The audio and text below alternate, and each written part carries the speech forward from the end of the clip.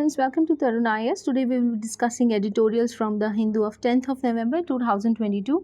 So let's see. The editorial of the day is about the Agnipath scheme. You can relate this with your general studies paper 3, that is internal securities, and also with the security forces and their mandate. Security forces and their mandate. The source is the Hindu. The article has been written by M. Narwane, and he speaks of the importance and how the Agnipath scheme is of utmost significance when we speak of the modernization of the army, as well as how keeping in with the demand of the international warfare, and how the techniques of the warfare have changed from the combat warfare to the technological techno warfare.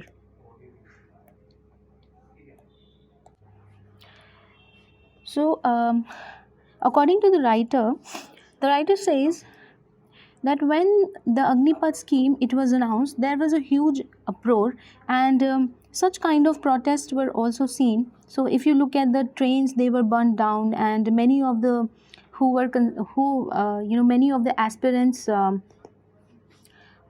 or those who were interested into getting into the army services, and they had this dream of serving their nation, etc. They had protested in such a violent manner. So the writer says there was such a huge uproar when the Agnipath scheme it was announced. However, the cloud of this dust post announcement of the Agnipath scheme, it has settled down. So we look at some of the provisions of the Agnipath scheme, that around 50,000 soldiers, or Agniveers as they were known, they would be recruited annually, and most of them will leave the service in 4 years, and only 25% will be retained in services for another 15 years as permanent cadres. Now what happens?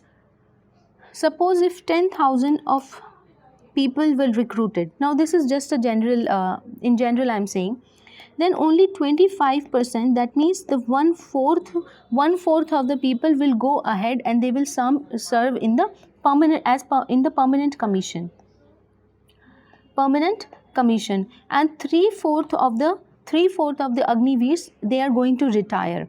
So this was the major bone of contention that the government had announced, and this was not satisfying for the aspirants and for those who have dreamed in serving in the Indian Army. And with the passage of time, the writer says, it is now possible to review the scheme in a more mature and a pragmatic manner. Something pragmatic means which is of practical consideration, especially since the first batch. So writer says, the first batch of Agniveers have seen a positive response, which is both among the boys and the girls. Now, if we look at some of the disadvantages of the Agnipath scheme, so let's look at some of the disadvantages of the Agnipath scheme.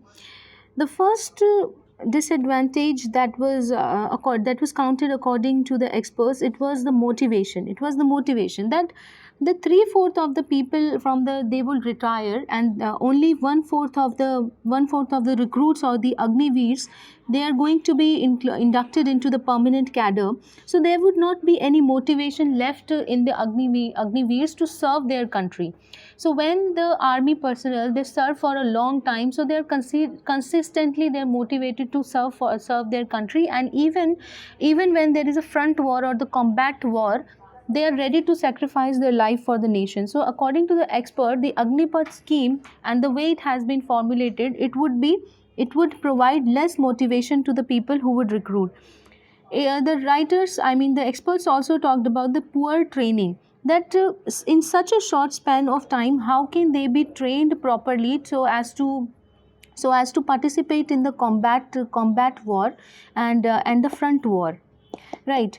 The experts also raised the unemployment. Those 3/4 of the Agniveers who would retire after this short inductment, how they are going to be employed in other sectors. So this was one concern that was raised by the experts.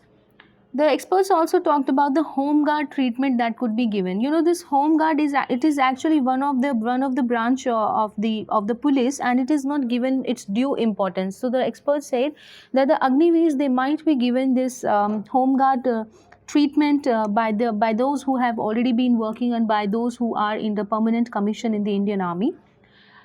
The the scheme also, the experts also raised this buttering, and they also talked about that there would be no bonding between the soldiers because of such a short instinct into this in this scheme. So there will be no bonding between the Agniveers. The administrative work of the JCO would also increase, and the experts also raised the concern that there were no trials or pilot projects that were held before this Agnipath scheme was announced. The experts also talked about the militarization of the society, which means that the three-fourths of the Agniveers who would retire from the service, they have this military training, and if they are unemployed, then we are basically creating a militarized society. So these were some of the disadvantages that the experts raised when the Agnipath scheme was announced. However, the writer points towards that how the times are changing. That means we have to keep in pace with the world, and how the global warfare has changed from the combat warfare to the techno warfare. So writer says that nothing is ever constant, and therefore our policy, it also needs change, and it also needs to be aligned with the future. To say that we must continue and not review our policy ever is not correct. That means we cannot have this status quoist attitude. If we look at the way India has progressed over the years, if we see that how India has progressed over the years, then consider when for the first time the computers in the 1980s, when the computers were inducted, so we had a concern that there will be loss of jobs. However, the computers provided the employment to millions of people, and we saw the flourishing BPO industry. So the writer talks about that there are merit and demerit of every policy. However, we have to always progress, and when we progress, the demerits can be reformed, and we can make after debate and feedback, we can make the policy more robust and to be in accordance with the society and the demand of the nation. So now let's move forward to other views of the writer. The writer says that if you look at the past, the policies with respect to the human resource of the central government are always changing. In the 1998, for example, when the retirement age was increased, and now there is another demand to increase the retirement age from 60 to 65, and when the retirement age was increased to 60, there was also an uproar related with the status quoist that however, but today we speak of not the old age people, but we speak of what we call as the silver economy. So the writer is of the opinion that 20 years later we have business as usual, and also there is a demand for to increase the retirement age. So as comes and when it comes to the army, when it comes to the armed forces personnel, the army, it needs to keep in pace with the demand of the changing time. So the writer points towards that how there is already a talk of increasing the age of retirement to 65 years, keeping in with the global trends. The writer also talks about that terms and conditions of the services for our soldiers should also undergo changes time to time. So the writer says that this Agnipath scheme is just tinkering with settled system or falling back on the cliches as if it ain't broken, don't fix it. It's self-defeating. So what the writer wants to say that anything which is new faces backlash or faces protest from certain people who are concerned and certain people who are interested in it. However, the writer says that not to consider anything new is a self-defeating purpose, right? So the writer says that the Agniveer rallies, it did show a good turnout, that our youth was motivated and they were willing to serve the cause of the nation. So our present system of almost 1 year of training and even more for the technical arms, it was devised when the standard of education of the recruit was low, with an even lower technical threshold. Therefore, it required time to drill concepts into them. But nowadays, the writer says that the youth is technologically savvy, and it does not take much time for them to introduce, and it does not take much time to introduce the youth to the new technology. Everyone, they have a smartphone, according to the writer, and everyone uses the digital payment platform, etc., etc. Therefore, the old methodologies are is irrational. So according to the writer, optimizing the training duration is a very much possibility, and given the basic training proficiency, this is proficiency can be acquired on the job. So writer talks about that training cannot be itself be completed in every way. Proficiency can be acquired during the job. That means there can be learning and training experience during the job, as it is done in the rest of the world, right? So the Agnipath scheme, under its formulation, this was an issue that was discussed with the Foreign Service Chief and the delegations, and in most cases the training period it varied between 6 to 8 months. When a naval chief was asked about sending his sailors on boards ships with only 6 month training, his reply was an affirmative. Now, what the writer wants to convey by giving this example. So, what happened when when a naval chief was talked about that how can the sailors who have just a 6 month of training, they should be sent on board the ship? So his reply was affirmative, and he said, where else can you learn better than on the high seas? That means those who are recruited to serve in the high seas, they must learn on the high seas. So this was the reply given by the naval chief. Basically, they wants to talk about the training at the job, or gaining proficiency while in the services. So another aspect that has been much discussed is of the bonding and the esprit de corps. It means the team spirit. Esprit de corps is a French word, if I am not wrong. It means the team spirit. So whether the Agniveers they will be able to deliver when it comes to when the time comes, without even giving them a chance.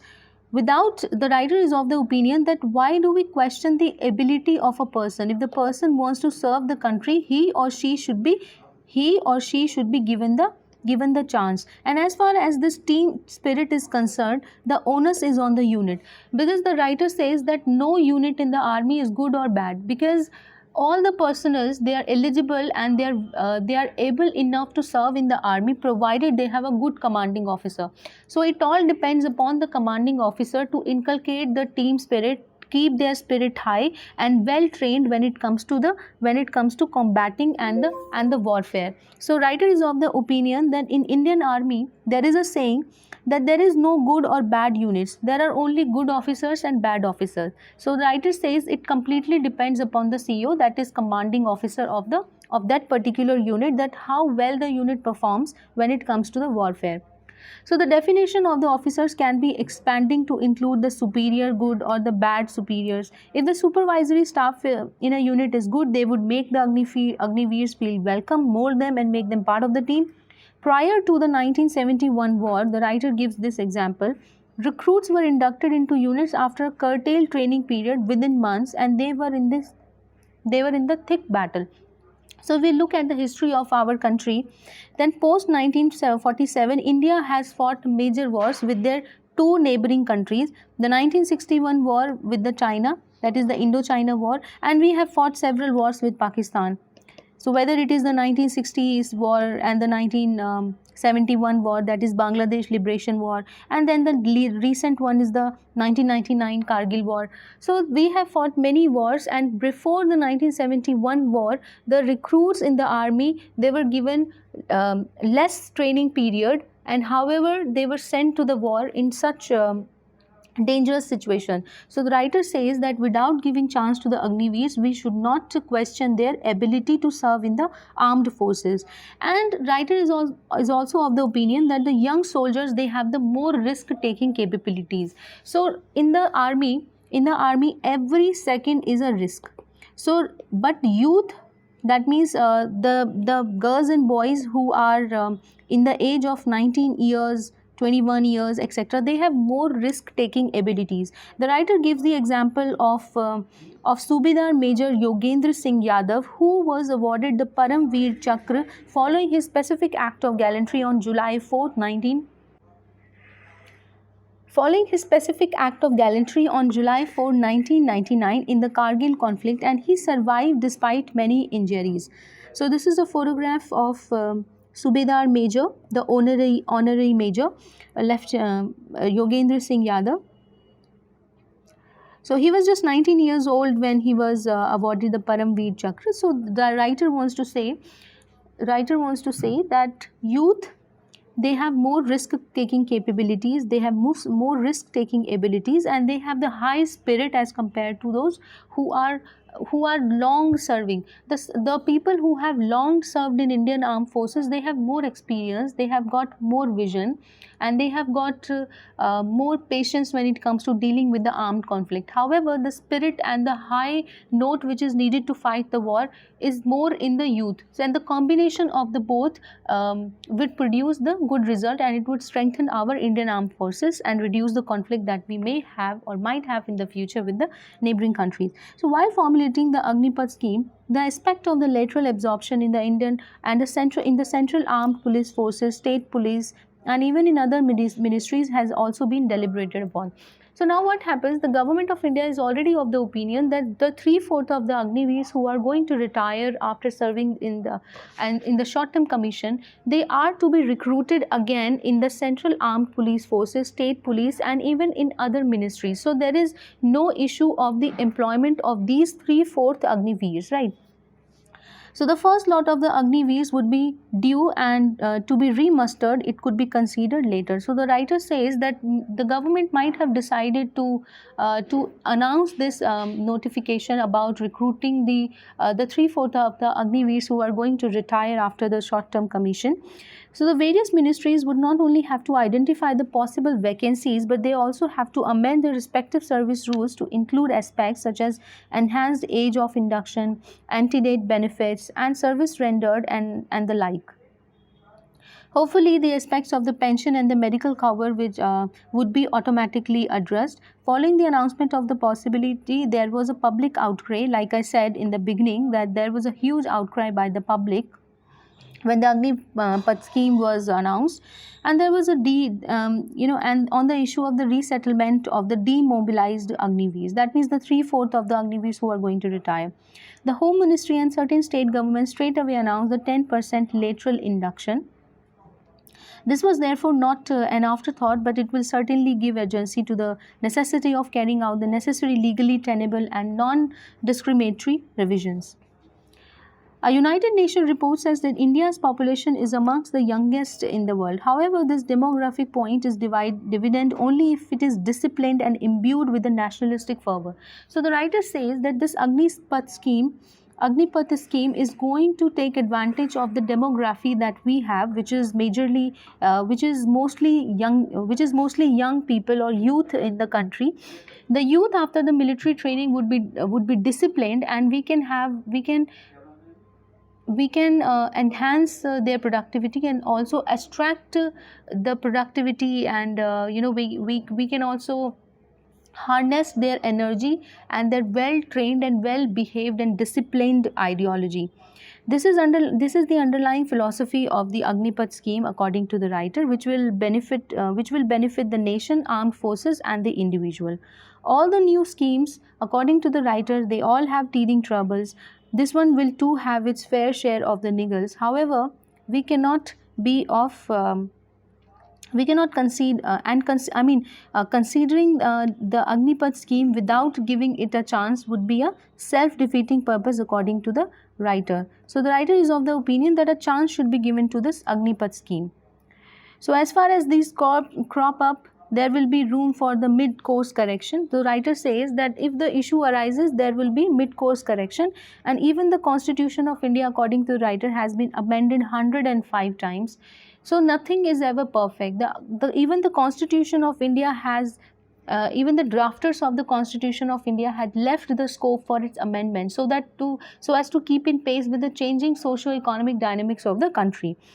And it will require the collective resolve to make the Agnipath scheme a success. So the writer says that we all have to put in our collective effort to make this scheme a success. So that's it for today. Thank you so much for watching Tarun IAS. I hope you understood this topic well. Have a nice day.